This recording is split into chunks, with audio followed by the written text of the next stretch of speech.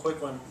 Fannie Mae made a straight-up punitive decision on our borrower. Had nothing to do with savings over foreclosure. Had nothing to do with it. That was roughly about 5 months past due. No big deal. But the guy owned several different companies. And it was very obvious that with his financials, you weren't really getting the whole picture of what's going on. But he was telling us, hey, this is what's going on. So anyway, we had an offer in place. In fact, unfortunately, the buyers moved in because it was vacant. He took off, and he'd been renting it out for a while. So the buyers are in there against our advice. Okay. Now this is a deal where we're working where there was also a listing agent that was not me, because again, we're still are a vendor, so we'll work with some of the other agents that are listing agents. But anyway, so they sort of roguely did this, and we're like, okay, fine, we'll get it done. Well, it was a no-brainer. Okay, we're going to net the bank. Well, in this case, Bank of America was servicing Fannie Mae on the note, or backed it up. 190 was like 194. That was their net. And they just, they were telling us, Bank of America said, guys, we can't get Fannie Mae to approve the postponement. It's just going to go. And we're like, what? So we call Fannie Mae up, and of course, you can't get a hold of anybody. Fannie Mae cracks me up. Everybody can Google, find out Michael Williams is the current CEO of Fannie Mae. Boy, you can't find anywhere to get a hold of him. Even Jigsaw. I've tried Jigsaw. All the numbers were not wrong. I mean, it was just crazy. So anyway, obviously they do a good job of hiding these people. And even the internal Fannie Mae reps that are actually at these servicers, they don't even let you talk to them, which cracks me up too. So anyway, we've got sort of a fight going on. Well, in our servicer agreement that you guys will never see, it's Fannie Mae's job to postpone it, and then I'm saying, well, they're saying it's the servicer's job. Well, and we, in the day, typically we know the servicer is still going to suggest to the trustee that, hey, pull it. They just made a decision to foreclose. And I'd escalated, because we don't escalate often, but when I do, we talk to one of our very top reps at Bank of America and said, what's the deal? I don't get this. You guys are going to lose a lot of money on this one. What is the deal? Outside, I get an email back, and it was like you got to read between the lines of what she was trying to say. Sorry, we can't help you. It's not postponed. Best of luck on your next deal. We know you guys work hard. But there was attachment. And I'm like, what's this attachment? So I pulled the attachment out. It was the seller's other Bank of America account we'd never seen. That he was banking with Bank of America. I mean, come on, really? I mean, and he had received over $25,000 worth of tax refund money, and he funneled it out to all different other accounts.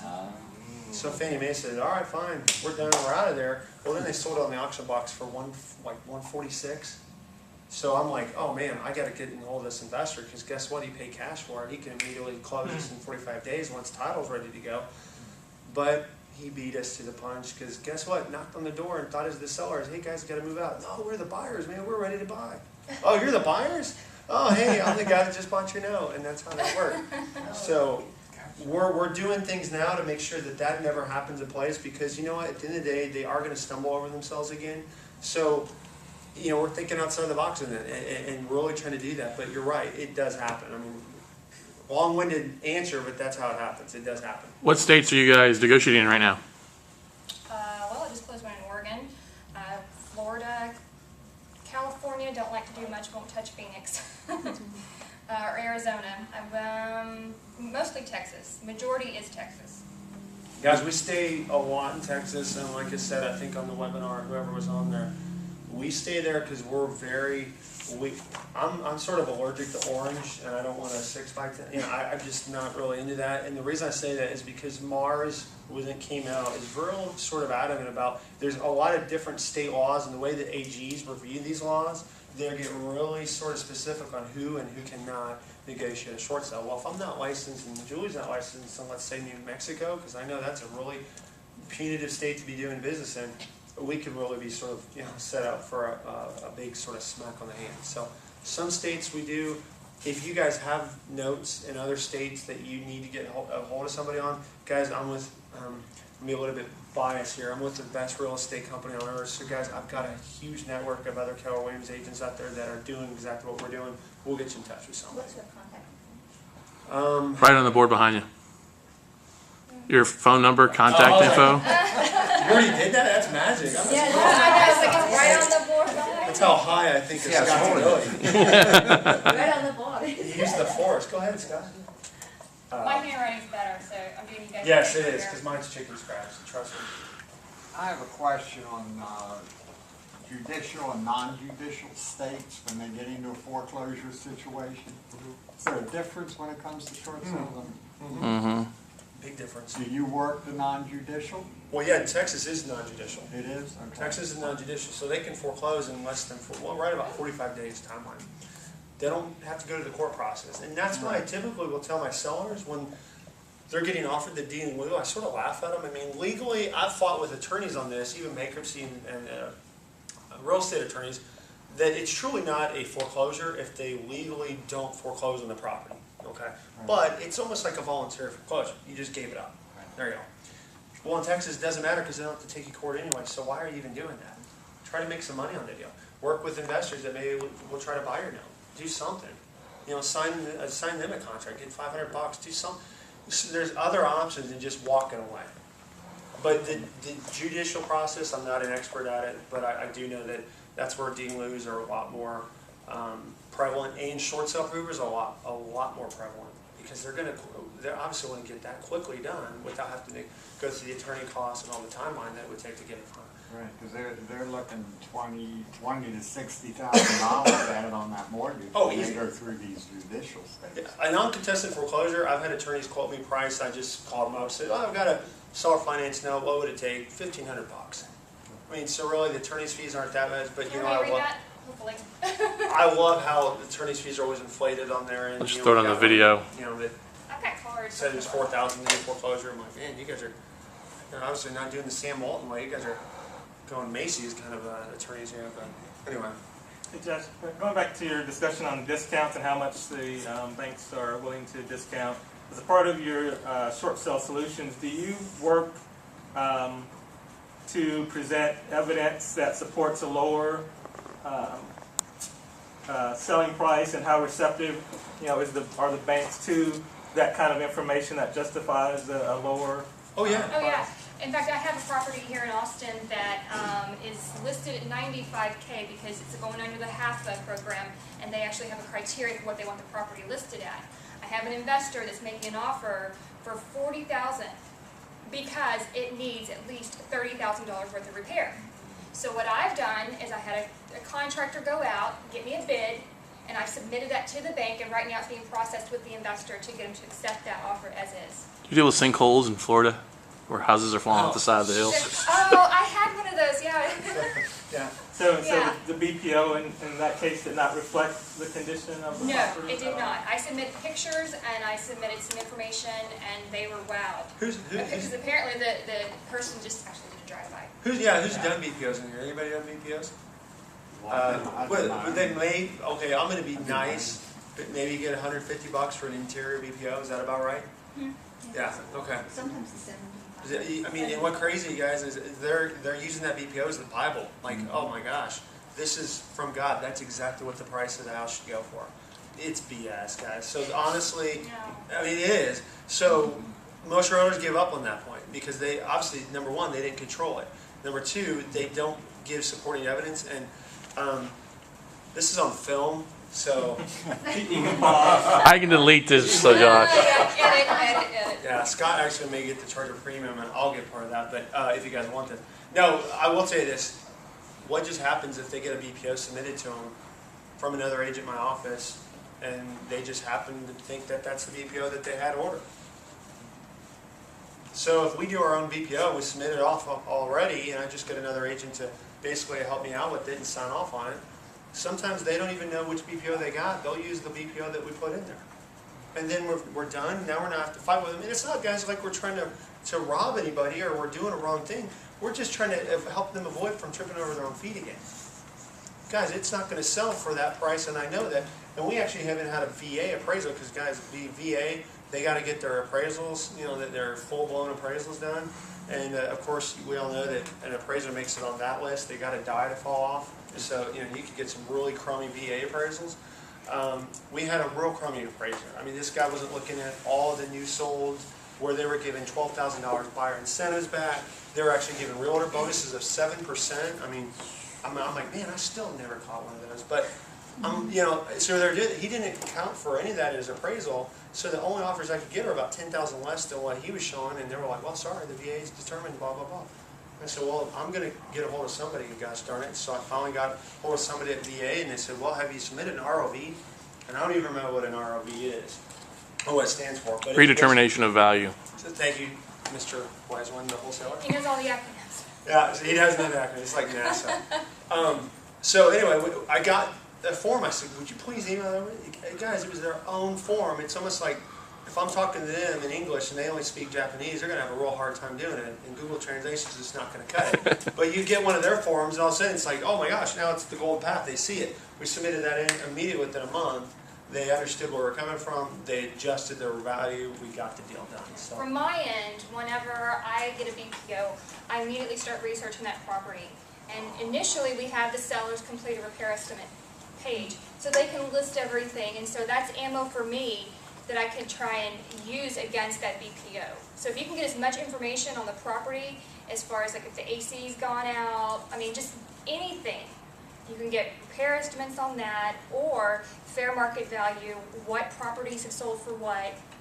All that information is just ammo for you to use to dispute the BPO. Always have that. What banks are you having the most success with as far as like closing like within your 90-day? That I don't remember. was Chase. There you go. Really? Mhm. That's an idea. Chase Yeah. has been good. Chase has been really good to me lately, you know. Right. Well, okay, Chase has a small portfolio of loans where they're offering seller incentives of ungodly amounts, like cash to the sellers at closing. You guys hear about that? Really? Guys, I've got a duplex right now, $42,000 maybe. I mean, and we're talking, that's like, yeah, that's a stretch. But it needs a lot of, tender loving care. The seller got a letter in the mail from Chase that they're wanting to give her $15,000 if she does a short selling deal. And I said, somebody's messing with you. Well, this is, some investors are really smart about that because they're putting, it's like, wow, how'd they do that? Guys have called up. It's a true program. In fact, some in California, I've heard of one of my buddies getting $40,000 for a seller and closing on a $200,000 house. They're making a lot more than the realtor is. I'm thinking, man, I need to, tie into some of that. But they're doing it. So, guys, if that's that's a huge reason right there. Why would they do that? Why would they incentivize them that much if there was nothing for them to really want a short sell? And I think my reason for Chase is that I honestly think that they're keeping all of their loss mitigation still in-house, as to where a lot of the other lenders are outsourcing. And that makes it quite difficult to get to the right person, because you've got a lot of people that don't know what they're doing. So, Is this informative for you guys at all? I mean, Yes. I have a question actually. So, I mean, let's say we become a member and we happen to have, let's say, a list of notes, and we may want to foreclose on, some we may want to keep. So we can leverage, I guess, any part of your arsenal of resources that after we become a member, or we do it. They're separate, completely separate. So if you want them to negotiate short sales for you, that's a separate thing with them. And we have like set fees on whatever services you're offering. Yeah, okay, depending on how you approach it, I mean, the seller pays some money up front. Mars stopped that, but now they've allowed it again, and thank goodness, because that meant that we couldn't make any money helping lowering notes, because guys were only getting commission on those deals, so it really was smacking people around with 100,000 or less homes that needed help. So we do charge sellers up front. We also charge referral rates, referral fees on the realtor side if we're not the listing agent. So if it's me, obviously I'm not going to charge myself a referral, but they market the property, and like we've got a couple right now. In fact, we've got one we've got one in Port Aransas right now that's supposed to close on Friday, and I'm like, please close before Tropical Storm Don gets here. So yeah, and we sort of offshored that out to the mega listing agent with Keller Williams over there, and we don't have to use Keller Williams, but we obviously like to keep it in the family. But yeah, we do that, and then also we sort of we bill basically what's called a discount fee. At the end, the buyers usually end up paying it, because if they're going to pay it, if they're going to get the deal, and they're going to get it at a deal, I mean, they're not going to put the offer in if they don't think they're going to get it for a good price. Well, they're willing to pay that, easy, 1% of that, because they actually got the deal done. It didn't fall into a black hole of death that so many short sales Yeah, obviously I go had into. several deals. It's kind of weird. Because we agree with the price already, and then it took like 30 days to close, right? And right before the close, they did the hard settlement, and then the lease agent came over and said, hey, we shot like several $1,000s, $6,000, $7,000 like that, and the buyer has to pay it. Do you think they do it on purposely, or just this is something happened? No. Like 3 times I did it like this. Well, Shouldn't be happening like that. Really? it shouldn't be. And you know what? I mean, I'm not going to try to incite an investigation of that brokerage or whatever, but you got to remember this.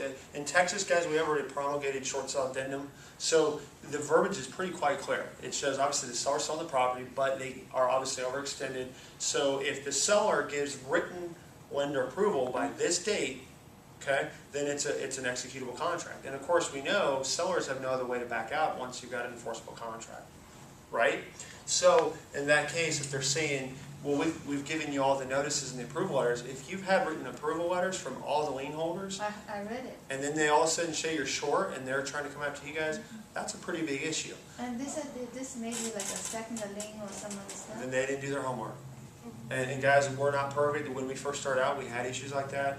But if they're doing short sales, and now this is why we try to get the business from the realtors that don't know what they're doing, because there's so much out there that they really are going to cause a lot of problems legally and just in our market. Because they're going to, I've had realtors that jump into short sales. I know they don't even know what they're doing. And all of a sudden, I'll see a list of property, and the market average is about 200. They list it for like 115. And of course, they're getting 50 offers right off the bat. I'm thinking, what are you guys doing? You just shot yourself in the foot. You'll never sell that now. How can you prove to the bank that you actually went after the highest, best offer when you just gave away the farm? Hello? But guys, so there's a lot of mess. That's a separate issue, but that can get really pretty intense if you really looked into it. It's common right now. Oh, that's pretty sad. Yeah, it's common. Yeah. And they need to pull. They need to pull. Several $1,000s on that, and then you no pay, no deal. That's what they said. Wow. Well, then is that a listing agent? Yeah, but listener doesn't get it, and maybe the mediator company get it, or the bank. I don't know who gets this. I've had to take personally some shorts on my own listing But you because. put out the HUD. Well, yeah, that's what I'm saying. I mean, it's up to that listing agent. But I personally, if we forgot tax prorations and they were pushing us to close, I mean, I just do it now. I didn't pay $160 out of my pocket because we couldn't get the lender to redo it, and it was just look. It's done. So, I mean, really. My suggestion would be to contact the title company and just ask a bunch of questions, find out what happened. It's your best bet. But they're the ones that put it all together. Yeah. Yes. I've got an example of that of ladies hadn't paid in like a year, almost a year and 4 months or something. Doesn't want the property, but she's gonna try to short sale it. Talked to the real estate agent. She put in for like $100,000. The appraiser on it is like 110. There's no way the property's going to bring anything close to that just because of condition. If you come in and work something like that, plus the seller does not have a penny to pay to you, can you do anything with something like that? Well, I'll be right up front with you. It's hard for us to do that. Okay, you got to remember too. We charge sellers up front, and part of that amount that we charge them up front, we actually give them as a refundable deposit. We call it basically as a refundable retainer at closing. Why do we do that? Because if the seller's not motivated to stick around in the process, we've done all the homework and all the work and everything for naught. And I know realtors are all used to doing all the work up front and getting paid at the end for, and that's why it'd be hard for us to do that. I'll just tell you the truth. So could the investor put up the money for her then and not be illegal? Oh yeah, we've had buyers where the buyer's already been lined up. The buyers actually paid our fee up front. Okay. And we've had that As long happen. as the fee is paid up front, then that's what you're looking for. It's got to happen, and we need somebody that's going to commit. Now, the other thing is too is we won't jump into it if the buyer's putting the money up, but then he doesn't have full control of the seller. We will talk to. We're not going to just talk to the guy or take his word for it with a check. I know, it doesn't sound very often. People will just take the money and run, but no, we're going to call him. We want to have a real good idea. How are you going to get the seller to give us what they need? Because remember, there's financials that are needed for most of these transactions. Last bank statements, pay stubs, sometimes tax record. Well, of course, always tax records. But if the seller's not providing that and they're sort of standing there and putting their heels in the mud, Well, what are you gonna do? Do you ever convert any of these that come into your office as potential short sales into sales subject to? Actually, yeah, I've got one right now. We're doing a subject to, and I always laugh at that because realtors, I've heard realtors literally in the hallway give me dirty looks. They're like, "You're doing illegal stuff." I said, "Wow, that's funny," because they read that one clause, the acceleration clause in the note, and they just think, "Oh my gosh, they're going to accelerate that note. They're going to foreclose on them." Really, in this market, you kidding me? And why do I have attorneys that actually are backing me up when we're doing that? I mean, Apart from anything else, the word is may accelerate the note, and as you say, in this market, etc. But also the FHA forms address the issue of mortgages being assumed. And there's a statute on the books saying that if FHA are informed at the time of the assignment, 5 years after the original owner is no longer liable for the note, if the loan is kept current during the 5 years. that's correct, and that's why there's third-party companies out there that are doing it. I mean, shoot, I almost Those started third thinking parties about are doing it. normally either I some realtors or some lawyers. Oh yeah. I used to send a certified letter into the notice of the public notices side into the bank, actually telling them I was taking over property subject to, with a check for $125. I was like, this is the processing fee. Had sent it certified, and if I had the bank come back, I said, well, I sent you this letter a year and a half ago. Here's a copy of it. You guys received it, and you cashed my check. That's right. And the judge's like, yep, he's right. And the bank's like, okay. Well, I don't know how they can fight with that. And of course, when you send it in, you send it in to the payment center. And I try to send letters with my mortgage to get something addressed, and never get they just take the money and put it in there. They don't look at letters that come in, Nope. and they don't pass them on. It goes file 13. Yep. Yeah, I've had some people say if you're writing on the bottom of the check, if this check's cash, that means you guys approved of this. And well, I've not heard if that's really valid, but I've heard people doing it. But I got a lawyer who says that he'd love to argue it in court. Well, there you go. I'm sure they need to work. Sure, Earl and Associates will help you out with there, too. Absolutely. Oh, Earl, yeah. so yeah, that's who we use as well too. San Yeah. Antonio. Yes, I'm In sorry. San Antonio? In San Antonio. I have two questions. The first question is, how do you base your fee for the seller? How do we base it? Actually, go ahead. It's, well, it is a partially refundable deposit, and we just do 500 flat. And So that's it's to just all of them. a flat $500? 500, right. Okay. And depending on what has to be paid throughout the portion of the process, and then at closing, typically they get half of that back. Now, how we get paid is the 1% of the purchase price of the home. And that either, we definitely try and get the seller's lender to pay for that, and we have been successful 4 out of 10 for them to pay our fee, and they don't really question it. And you manage that because you're a realtor, right? Oh yeah, yeah. You couldn't do it if you weren't a realtor. No, that's okay. that's the beauty of it. And you guys also the way, and well, this is what he plugged Dorona, such as they're a heck of a law firm. We, guys also got to remember, there's HOA fees that might be involved. Yeah. Well, if the seller's all the way at the end of at the closing, and all of a sudden they just can't come up with the money, where's the money going to come from? Probably. Look, we've had some burn money there. I mean, at the end of the day, we're going to give them back the money anyway. So we just let them know, guys, your deposit's now non-refundable because we just paid off your HOA transfer fee or whatever. So we've already got the funds available. We're there thinking with the end in mind. What do you write on the HUD for your costs? What do you call it? Well, I can give you 2 parts to that question. First of all is we always pad the HUD.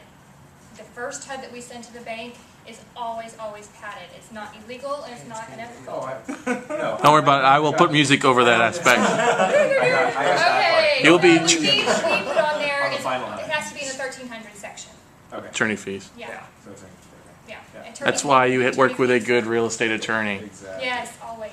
Makes good sense. Yes. Guys, They I do all was that for joking us. about the filming because guys, they're all doing it. Now, Scott asked what changes are going on. Well, the lenders have wised up. I own a couple of LLCs. Well, they started finally figuring out. Yeah. That's Yeah. Gotta do what you gotta do. My other question is, when you go back to what he was talking about, and he said that for the investor or the buyer to pay the fees and so forth, but could you not do an option with the seller and include that they would have to provide you with all those documents? And that they would know that, do an option? I guess I'm missing the whole. Well, if the They're going to money's get the not there- documents within usually 24 to 48 hours of Right. everything going down. So to do an option agreement, Wouldn't make sense. You're going to know, and then you're going to be on the referral aspect of it with the buyer Yeah. or the fees at that point. Because we might need updated financials, or maybe something they dug into it, like we had one that wanted medical records or some things. And the guy never wanted to give it to us. Like, well, your deposit's gone.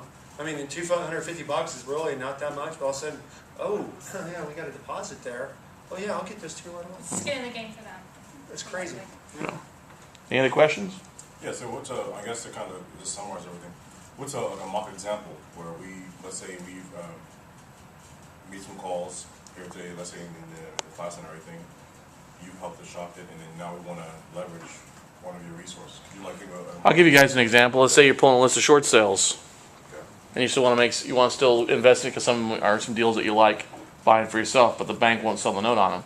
Okay. You get a listing agent, or if you're here locally, you give Josh and Julie a call, somewhere in Texas here, talk with them and see about possibly negotiate the short sale if you can get the homeowner to work with you. If you like mail out a mailer, if you're still mailing out mailers, and they contact you and willing to work with you and you want to buy the property, that's when you would call Josh and Julie and go from there. And what if I just want to flip it? Flip the short sale? Yeah. That's a whole other ball game. We'll save that for another seminar. We're not teaching flipping short sales here. But even in the case where you do your scenario, if it's listed in the MLS and I bring you in to negotiate, what's to keep another buyer from, what's to keep the listing agent from taking a higher offer? Oh, You understand what I'm saying? Okay. Because I'm not guaranteed to, so you're bringing it to us because you're buying the note? well, no, I'm thinking of the case where I found a short sale in the MLS listings. Okay. So you're not listing it. Is there Oh, is there any play there? well, the problem is no. You see, you got to remember, we've got to be executed on the listing side. So if we're not part of that team, you guys, the listing side has the key to the city. So Yep. if we're not part of that, there's no way we can negotiate on that. Yep. It's got to be upfront. You got to be from the get-go. We can't all of a sudden get an agent, deals falling through, unless it's big. You know, we got a 2.2. So this is a case where we might find a seller who wants to go the short sale route and then Yeah. bring you. Yep. They have to be a little bit more grassroots. Okay. Yep. Yeah. Yeah, it just can't be sellers that are on the MLS right now already Well, listed. from what's on the board behind you, Julie, you've got two separate operations there, right? US Short Sale Solutions, LLC. What would happen if Chris brought this multiple listing to Julie? Julie's not a realtor. Oh, yeah, that's fine. That could be done. Yeah, absolutely. So Yeah.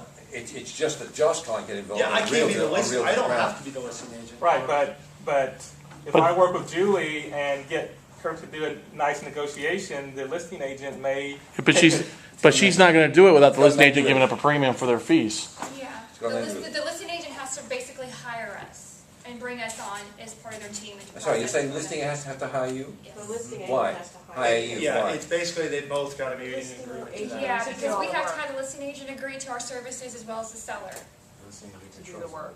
But yeah, they have to give us control to call and to do everything for Are us. you saying that because you're involved with Josh as a realtor? No. No, no. I do it for any of the Because many times an investor will go in when a house is listed and may choose to deal with the realtor with a commission if that realtor is helpful, but if not, doesn't matter. I'm not, You can some go of them direct. aren't. I know where you're going because I've had investors do this before. So let's just use that scenario because that is something that's possible, but is it likely?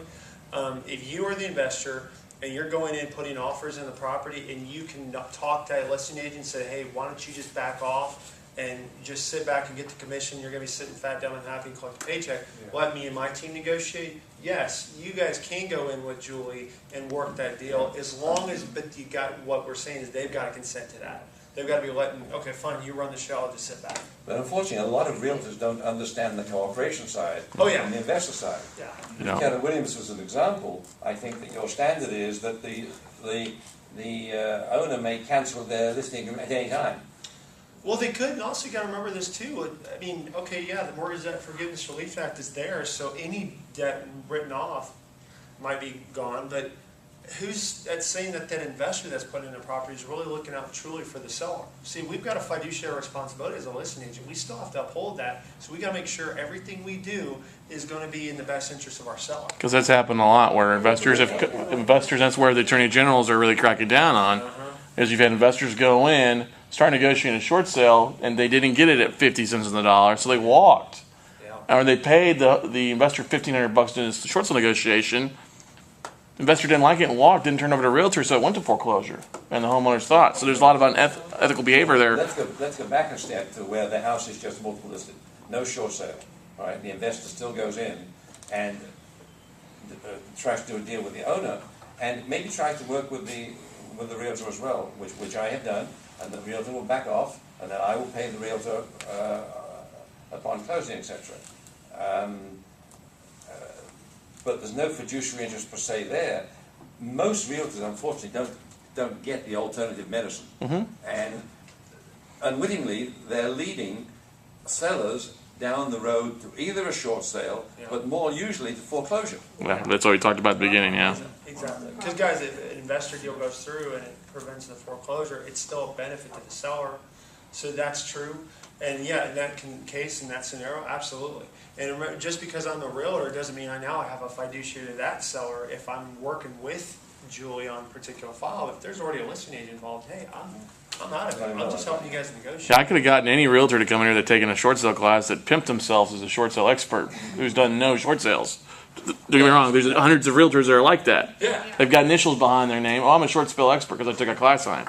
You want somebody that's in the mud and the muck every day like these guys are. That's why I brought them in. Right. And So. one thing that I want to be clear on as far as my position is that I only basically tell you guys how the process works, what's going on, the communication with the bank and the lenders and the sellers. I absolutely will not touch the listing of the home, the pricing of the home, the purchase price of the home. I don't do anything that an agent would do. I don't go there. Okay, I stay behind the scenes and I'm just working the process along. If there's a listing. If there's not a a listing. Right. It has Well, to she be- can't. She's not gonna. No. She's not gonna act any kind of real estate manner as an agent No. would. So you're just the coordinators, right? Negotiator, Yeah, processor, negotiator, yes. yeah. Transaction coordinator. She's the one that gets. She's damn plug and quotes, so play. She can do hairdos and stuff like I that. did do I that. bust her on It sounds Facebook. So did I. Like us, listing agent talk to you directly instead of the bank, is that right? Yes, I talk directly with the banks, and I would be your liaison to do all the communication with the banks. But Josh, in this kind of arrangement, you're not going to have these listed on the MLS, are you, in most cases? If they're not mine, no. No. Well, If it's his. I mean, if it's yours, are you going to put it on the MLS? Oh yeah, but you know, I've even. Short sale has to be listed. Well, that's what I'm trying to figure out. Where's my advantage as an investor to bring you a motivated seller, get you to list it, get her to negotiate it, and then somebody else comes in and offers you $1 higher, and you're obligated You to take. have a contract. Yeah, you've got a contract, Yeah. and you also got to remember too, the principals are the principal, the buyer and seller. No, I think you're talking cross purposes here. But I'm not going to have a contract He's until not- the he bank hasn't got a agrees, contract. right? No, you're still going to submit an offer in. Yeah. You can only have one offer in place at a time, Short sale. only one. And our goal is to get the bank to settle for as little as possible on that note. Okay, but if he gets an offer for this listed place that's higher than what you're trying to negotiate for me. Well, that starts the whole process all over again. What they were saying at the beginning is a lot of banks, you don't want to swap contracts out because that kicks them in the butt. All the work they did to qualify that buyer is now shot. They got to start all over with process number B. They'd rather start with A and work A all the way through. And then if you flake off, we go to a higher buyer. But the idea is to get a contract in so they can actually start it. Because you don't have a contract in, they're not going to work. They can't start the process. And we get an idea of what their settlement net figure is going to be, and that's the bottom number. Yeah. As soon as he lists it, that he's going to get a bunch of offers in, I think and that I'm not seeing my advantage as an investor to get in and work this deal. That's why we're talking notes. That's why you're in a note class. Let's get off the short sales here as far as what you're doing to flip them. Chris really isn't saying he's an investor, he's saying he's a person Anyway. who is a non-realtor who's gone to find this owner who's prepared to go the short sale route. That still requires down the road a buyer Yes. to put this deal together as we talked about earlier. Yeah. And what he's saying is, how is that buyer found? Because is he going to get lost in the process? No, I agree. But you know what? What's sad about that is he's talking in real terms because that is happening right now. If that realtor doesn't know what they're doing, they may be submitting all offers to the bank and basically letting that bank try to decide. And first of all, that's the first red flag of foreclosure because they've got 500 files. They're not going to do the work of a seller and buyer. But where our agreements come in is, see, we've already got a laid out agreement between all parties of that contract, that we only take the first offer we receive that's reasonable, all others go in backup to queue. So therefore now it's straight up and it's right out there in writing, here's how we handle a multiple offer situation. Because number one, we know that we only want to ever take one contract to the servicer, ever. You give them more than that and they're just gonna, it's going to the full. But you guys also have the power to escalate as you need to get them to intrude. Yeah, correct. I mean, but a lot of times we don't have to escalate. And Bank of America is now getting to the point where they're starting to assign us our own negotiators, which is great because we're doing so many. And that's why I also work with somebody like us, where we're on the deals repetitively. I mean, it's obviously you've got the experience. It's called network. It's called character. Obviously, they're going to know you guys and build a reputation. What would be the advantage you doing mostly with Equator? I mean, aren't you seeing a lot more that you don't have to really talk to anybody? You can just send all this stuff. Yeah, but I still always do. Oh, yeah. I always do follow-up calls. I do overkill. So I mean, yeah, I trust in Equator, I do, but Still have to do at it. the end of the day, I still want to have Do that. you negotiate short sales in Louisiana? Will we? It's a judicial state. I got to find out, Rich. I would have to find out. I'll make a call to Earl, see if they can get us the fast track on what the laws are over there. Because if Louisiana state's got different laws, then. Yeah, it is. It's different. But I can find somebody that does, and Yeah. I'll get the network on it. But I mean, that's the uniqueness of us. Is obviously, as a realtor, I was doing this on my own, but I realized as a realtor, the number one thing, if you talk to Gary Keller, you always got to be lead generating. So obviously, I'm not lead generating now, so that's a smack on the hand. But Actually, you are. You're talking to 20 people there here. you go. Yeah. Okay, there you go. That's true. So anyway, but that's how it works. Because obviously, Julie can do a lot of the stuff that I just don't have time for, and it makes everything worth it. So. Cool. Anything else, guys? We let them go. Thank you, guys.